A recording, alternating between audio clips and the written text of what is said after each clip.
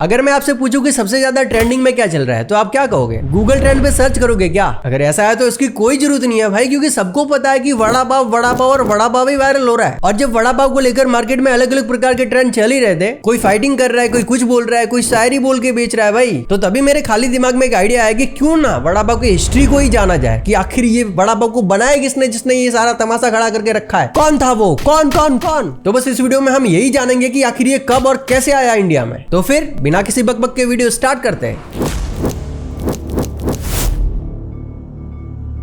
अब आप सभी को पता होगा कि मुंबई का नाम आता ही वड़ा पाव का नाम आता है, या वड़ा पाव का नाम आता ही मुंबई का नाम आ जाता है। लेकिन ऐसा क्यों? आखिर इन दोनों के बीच में ऐसा रिश्ता क्या है? क्या कनेक्शन है? तो भाई कनेक्शन तो है, वो भी छोटा मोटा नहीं, बहुत बड़ा कनेक्शन है। मैं बताता हूँ। यह है अशोक वैद्य जी, जो मुंबई में वेस्टर्न लाइन के दादर स्टेशन के प्लेटफॉर्म नंबर 1 के बाहर नाश्ते का स्टॉल लगाते थे। और नाश्ते में क्या बेचते थे? पोहा, बटाटा वड़ा, भजिया, ये सब। अब जैसा कि इनके नाश्ते का स्टॉल जस्ट प्लेटफॉर्म नंबर 1 के बाहर था, तो वहां से बहुत सारे मजदूर लोग जाते थे काम पर, खासकर जो लोग कपड़ों की मिलों में काम करते थे और सुबह सुबह जल्दी जाते थे। अब आपको तो पता है ही भैया कि मुंबई तो बहुत भीड़ भाड़ वाला एरिया है पहले से, आज से नहीं पहले से। लोगों के पास टाइम ही नहीं है, ना सोने का टाइम, ना खाने का टाइम, ना पीने का टाइम, ना हक, फिर चाहे अमीर हो या गरीब हो, किसी के पास टाइम नहीं है। अब ये जो अशोक वैद्य जी है, ये पहले से ही बहुत ज्यादा हार्ड वर्किंग और बहुत ज्यादा ईमानदार थे। और इनके मन में बहुत पहले से ही एक इच्छा थी कि भाई मैं इन भागदौड़ वाले लोगों के लिए कुछ ऐसा कर पाऊं जिससे इनको कम पैसे में एक अच्छा नाश्ता मिल जाए, जिसको हर कोई खरीद के खा सके। एटलीस्ट खाने से पहले जेब में हाथ डालकर जेब बैलेंस चेक ना करना पड़े। अब ऐसे ही करते करते दिन गुजर रहे थे। लेकिन 1966 में एक दिन कुछ ऐसा हुआ कि शाम के टाइम पर बहुत सारे बड़े बचे थे, लेकिन प्लेट्स ही खत्म हो गई। अब देना तो देना किसमें भाई? अब ऐसा तो कर नहीं सकते ना भाई कि ले एक हाथ में भजिया ले ले और एक हाथ में चटनी, फिर डुबो डुबो के खा।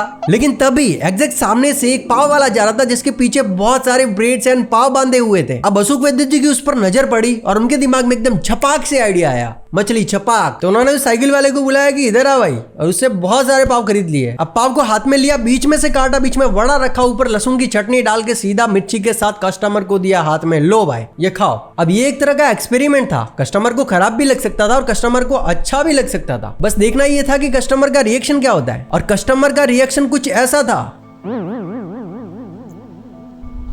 अब धीरे धीरे ये वड़ा पाव सबको पसंद आ रहा था, इसके कस्टमर्स भी बढ़ रहे थे और ये फेमस हो रहा था। तो कुछ ऐसे ही वड़ा पाव की शुरुआत हुई थी। लेकिन अशोक वैद्य जी के बारे में तो ऑलमोस्ट सबको पता है, लेकिन आप में से किसी को पता नहीं होगा कि उस टाइम पर विंडो वड़ा पाव करके ऑलरेडी फेमस था, जो सुधाकर महात्रे जी बेचते थे अपने घर की खिड़की से। इसके लिए इसका नाम विंडो वड़ा पाव था और इसकी शुरुआत 1960 के आसपास हुई थी। तो 1966 के बाद वड़ा पाव की रेंज धीरे धीरे बढ़ती जा रही थी और काफी फेमस होते जा रहा था। और अशोक वैद्य जी का वड़ा पाव तो खुद बाला साहेब ठाकरे खाने आते थे, और बाला साहेब ठाकरे ने तो अशोक जी को बहुत ज्यादा सपोर्ट किया था और बीएमसी को भी बोल के रखा था कि भाई इनको परेशान नहीं करने का, ठीक है। अब 1970 से 1980 के बीच में जो कपड़ों की बहुत सारी मिलें थी वो बंद हो गई, डूब गई कर्जे में। तो बहुत सारे लोग बेरोजगार हो गए मेरी तरह। अब ऐसे में शिवसेना के अध्यक्ष बाला साहेब ठाकरे ने सबको रिकमेंड किया कि भाई अपना खुद का कुछ बिजनेस चालू करो। अब ऑलरेडी उस समय वड़ा पाव बहुत तेजी से ग्रो कर रहा था, तो लोगों ने इसी बात का फायदा उठाते हुए मौके पे चौका मारा और सबने अपना अपना नाश्ते का स्टॉल खोल दिया। मैं भी वड़ा पाव बेचूंगा। हाँ, अब 1970 की बात करूं तो उस टाइम केवल 10 से 15 पैसों में एक वड़ा पाव बिकता था, और आजकल 12 रुपए, 15 रुपए, 20 रुपए, और वो वायरल वड़ा पाव वाली तो 40-40 रुपए बेचती है। अब 1990 में इंडिया में मैकडोनल्ड आया, सिर्फ और सिर्फ वड़ा पाव को हराने के लिए। तो भाई उसने अपने बर्गर बेचने चालू कर दिए। लेकिन बर्गर ना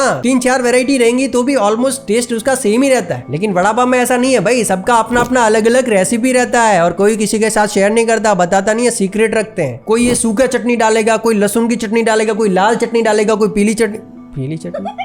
तो भाई सबके हाथों का टेस्ट अलग अलग होता है, इसके लिए वड़ा पाव के आगे ये बर्गर टिक भी नहीं पाया। अब दोस्तों 6 जुलाई 1998 में अशोक वैद्य जी की डेथ हो जाती है। अब उनकी डेथ के बाद उनका बिजनेस संभाला उनके बेटे नरेंद्र वैद्य ने। वो भी अपने पापा की तरह एकदम सिंप्लिसिटी वाले, हार्ड वर्किंग एंड एकदम ईमानदार है। अब दोस्तों सन 2000 में धीरज गुप्ता करके एक भाई साहब थे, जिन्होंने अपने चेन काउंटर्स खोले, मतलब एक ही नाम की बहुत सारी दुकानें। तो जंबो किंग नाम से उन्होंने पूरी 75 दुकानें खोली वड़ा पाव की, और सेल भी बहुत ज्यादा हो रहा था। एक दुकान में कम से कम 500 वड़ा पाव बिक जाते थे, और फिर धीरे धीरे ये पूरे इंडिया में बिकना चालू हो गया। और आजकल तो चारों तरफ वड़ा पाव ही वड़ा पाव है। एक उधर बेच रहा है, उधर बेच रहा है, उधर ही बेच रहा है। दिल्ली का वड़ा पाव, मुंबई का वड़ा पाव, पता नहीं कहां का वड़ा पाव। वो उधर बीएमसी से लड़ रही है, वो पुलिस वाले से लड़ रही है, भंडारा करवा रही है, रो रही है, कस्टमर से लड़ रही, पता नहीं क्या क्या कर रही है वो। उसने तो पूरा वड़ा पाव का और हमारा सबका दिमाग खराब करके रखा है। वड़ा पाव वड़ा पाव वड़ा पाव।